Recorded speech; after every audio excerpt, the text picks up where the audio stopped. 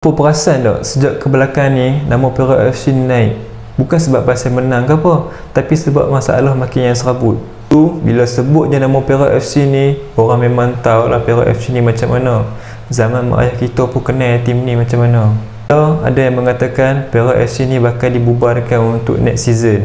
Hari ni aku nak sembang Perak FC ni start daripada penubuhannya sampailah keluar ni. FC ni bukan calang-calang. Sejak zaman filem Melayu Cup lagi dia pun main. Tahun tu 50-an lagi. Zaman moden tahun 2000-an Perak memang steady. Jamblus, V Sarabanan dan ramai lagi player-player star yang ada dekat Perak waktu tu. Tahun 2002 Perak FC menang Piala FA. Tahun 2003 dia pun menang Liga Perdana. Dan tahun 2004 dia pun balik lagi Liga Super. Waktu tu pun bukan orang main-main. Karl Heusewegang, lokal orang putih tapi pakai slipper Jepun. Perak mesti kenal lah siapa Karl Heusewegang ni, nak tahu. Waktu tu memang pernah lah dengan fan Perak ni. Kalau dia pemenang boleh buat kenduri. Ingat yang tu semua dulu, sekarang ni dah tak sama dah. Dia tahun 2010 nampak dah slow. Management dah bercelau, gaji pun dah mula sangkut. Perak selalu sangat tukar pengurusan. Biasalah ada campur tangan politik sikit. Bila pengurusan tak stabil, player pun jadi tak semangat lah nak main. Alah, player lari, player kena jual. Macam mana tak lari? Dah duit tak ada. 2002-2023 Perak kena potong mata dalam Liga Super. Ada tunggakan gaji. Player sangkut sampai 3-4 bulan. Sampai player sendiri tulah up kat IG. Perak pun dah mula angkat kari. Sampai kena panggil player akademi untuk support tim biasa ni. Kalau umur 17-18 masuk tim senior. Jadi macam mana? Salah player tapi disebabkan pengurusan yang tak ada duit. Ada yang tak dibayar. Orang Padang pun letak jawatan. Dalam sendiri pun dah give up. Tahulah tu jadi give up. Satu ketika dulu depa janjilah yang ada pelabur luar nak masuk ni. Depa nak ambil alih kelab.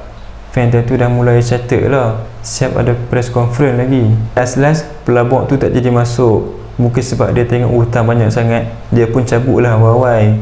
Tinggallah fan yang termakan dengan janji-janji manis. Dah 2025, Perak masih lagi tak stabil. Orang yang mengatakan dia pun ambil balik Perak ni di bawah Perak FA. Ingat, hutang Perak ni bukan RM10, melibatkan kos jutaan ringgit. Tak boleh kalau ambil macam tu lah, takkan selesaikan masalah. Tak mampu bayar gaji, tak ada pelabur, tak ada penaja. FAN sendiri boleh gantung kelab lesen tersebut. Tak lepas tak boleh main Liga Super. Boleh main Liga, sponsor akan lari.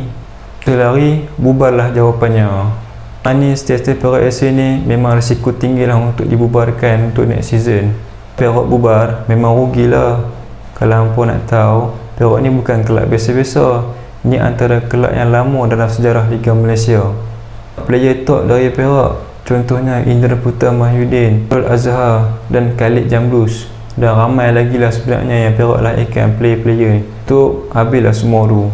Bukan sikit. Perak ni antara negeri yang paling banyak fanbase dekat Malaysia. Aku harap walaupun seperti sekarang macam Nazak, adalah sinar harapan untuk player buat comeback nanti. Ada anak jati Perak yang kaya raya, boleh injek modal, boleh ambil kelab dan beri nafas baru balik kepada kelab ini. Memang Perak FC ni tinggal sejarah lah. Daripada kelab tinggallah kenangan. Untuk fans Perak, janganlah give up, janganlah sedih. Nanti mungkin kita tengok Perak akan kembali. Tapi masa sekarang ni kita kena reda sikit lah. Masa Perak patut lawan ke ataupun terus tutup buku je. Masa tu je laku untuk video aku kali ni. Hampa jangan lupa like, jangan lupa subscribe, jangan lupa share. For next video, support Liga Malaysia sampai lebang, gang.